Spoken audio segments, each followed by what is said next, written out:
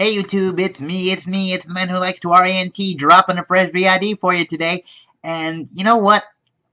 I've been watching the brand split for a number of months now, and I feel like I've watched enough episodes of both shows where I can finally come down and definitively say that one show is better than the other. And, I wonder which one it's going to be. Which one could it be? Raw, SmackDown? It's SmackDown. Of course it's SmackDown. It couldn't be anything but SmackDown. But why is it so much better than Raw, and what can Raw do to fix it? Okay, I'm gonna get the most painful one out the way, because this hurts me as a wrestling fan to say. Uh, one of the biggest weaknesses of Raw, I'm sorry, is having Mick Foley as a general manager. Now, before you get your pitchforks and torches and come at me with slings and arrows that will show me no mercy, hear me out. If Mick Foley had the mental capacity that he did when he was younger, and he was amazing on the mic, no one can deny this. You can find classic Mick Foley promos anywhere here on YouTube. He would be the exact asset that you'd want him to be. Unfortunately, years of chair shots and hardcore matches, and of course one fateful night atop a Hell in a Cell, have made it so that his mind wanders and loses track. He loses track of what city he's in. Um, so it's not all his fault, but he is less of a asset and more of a liability. How do you fix this? You give him one segment each show, and it's kind of like Santa Claus. He comes out, he smiles, he waves, he makes the kids happy. He does one thing that is impactful, that makes us go, God, we're glad Mick's here. And then he goes away to protect himself. Another problem with the GMs is, whereas SmackDown is very cohesively led by Shane McMahon and Daniel Bryant, the butting of heads between people that we are supposed to believe that Stephanie suggested as her cohort, it doesn't work in this case, because it's not like Austin and Eric Bischoff, where you had to tune in to see what they were going to do next. It feels very boss employee in relation to Stephanie and Mick, whereas Austin and Bischoff, when they did their run as co-owners of Raw, they were on equal footing and had equal amounts of power. So that's why that's failing on a front. But now let's get into the aspects of the actual shows. The thing about Raw is, it seems that they're building their premise on big moments that you have to tune in to see. Big moments where Undertaker returns and declares his candidacy for the Royal Rumble. I had to tune in and see that. Big moments where Goldberg comes back and makes his first appearance in the WWE ring in years. Had to see that. Big moments where Goldberg beats Lesnar in 89 seconds. That's a moment that people talk about, and that will get you tuning into Raw. But it's good for that week or the next week if it's off a pay-per-view, but there's no consistency. I could easily not tune into Raw for 3 weeks at a time, come back on the 4th week and find out that I have not missed that much. Not much has changed. Or if something has changed, I find I just don't care. SmackDown, however, with their limited roster, has managed to put together storylines that, while you could argue because of the limited roster that they have, it's become a little stale. They tell it in a way that keeps me wanting to come back.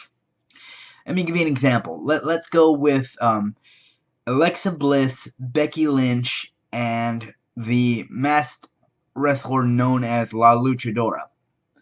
That was a compelling rivalry between those two when it was just the two of them, and then you threw La Luchadora in the mix, and I'm like, wow, I have to keep tuning in week to week to see who this masked wrestler is and how she's going to play into the story.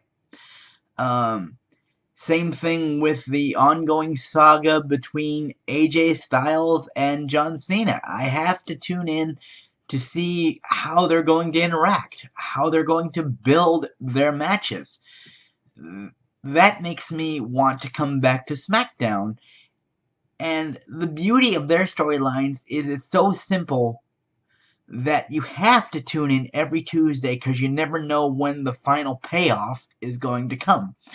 Raw can tease you about something big that's going to happen, but you know it's going to happen at the next Raw or co-branded pay-per-view, that you're finally going to get your big reveal or the big blow-off or the big finish. It doesn't work that way. Also, I'm going to address something that wrestling fans have been saying for years in regards to a problem that Raw has, and that's the fact that it's 3 hours. And people think that if they drop down to 2 hours, that would at least begin to fix the problem. And you could do that, but it's actually not as prevalent as you might think. In actuality, what I think would benefit the show is if in a 3-hour program we didn't consider it a big night when we actually got 1 hour of actual wrestling.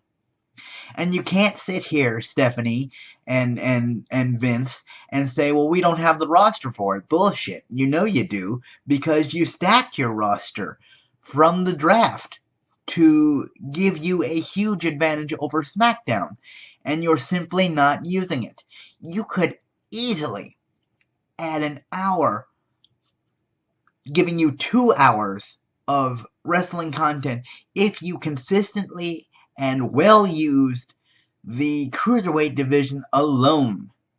Your women's division is solid, although on shaky ground because of the inconsistent storytelling. You've got Charlotte and Bayley, but something else I'd also like to see is what's next after that. And you're not concerned about what's next. You're not concerned about the future. You're concerned about right now. That's a huge hindrance for you, and I'm sorry. But it needs to be fixed, and it needs to be addressed. You've got a show that, while you have plenty of talented wrestlers like Chris Jericho, like Roman Reigns, Jericho is over, but Jericho is over because of the list, and you can't seem to get Roman Reigns over to save his life. And by the way, that's the one knock on Raw that is not, it's not Stephanie's fault, it's not Vince's fault, it's not Mick Foley's fault, it's not even management's fault. It's actually the fans. Because they have gotten in their heads that this guy is a top guy in WWE, or WWE wants to be the top guy, and we choose not to support him. And I simply ask the wrestling fans, what more does this guy have to do? He has worked hard on his mic skills. If people think that that's still a problem, let's not forget he's going off a scripted promo that is being given to him by Vince and the writing staff. He comes out week after week, month after month, and gives us a stellar match. And the wrestling fans don't seem to care. I simply ask, what more does this talented wrestler and talented man have to do to get over? By the way, I mentioned bad storytelling. I want to talk about this one angle in particular. The Rusev and Big Cass and Enzo Amore line. Now, WWE wants you to feel bad because Rusev beat up tiny little Enzo. But let's review why Rusev beat up tiny little Enzo.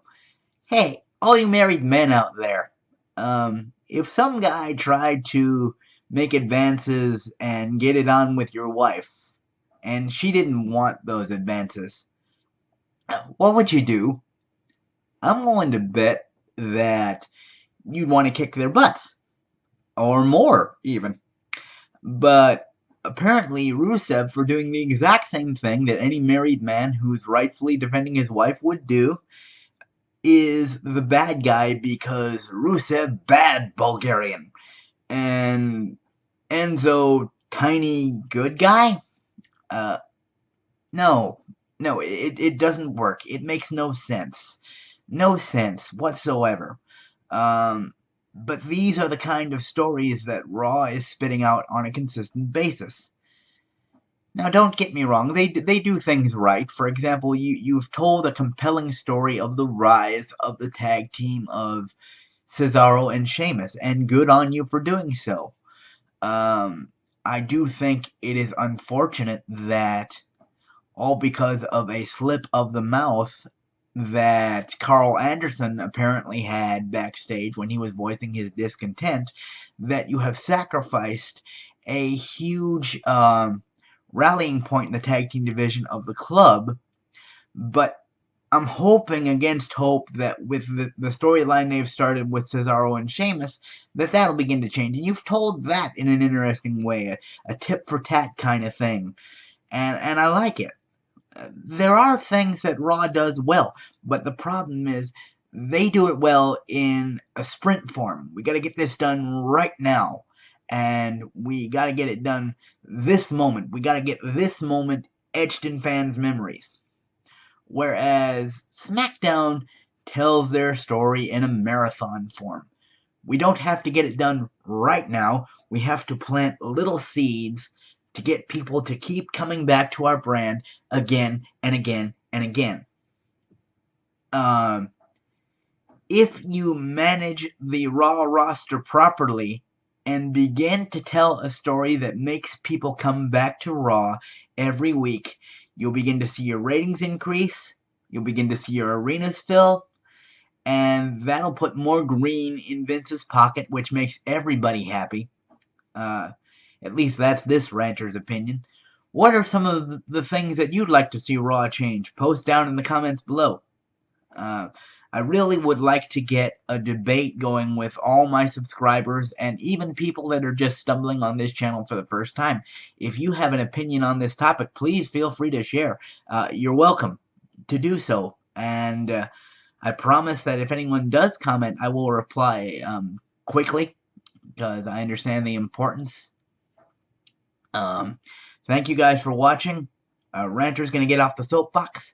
Have a great day. Catch you later. Bye-bye.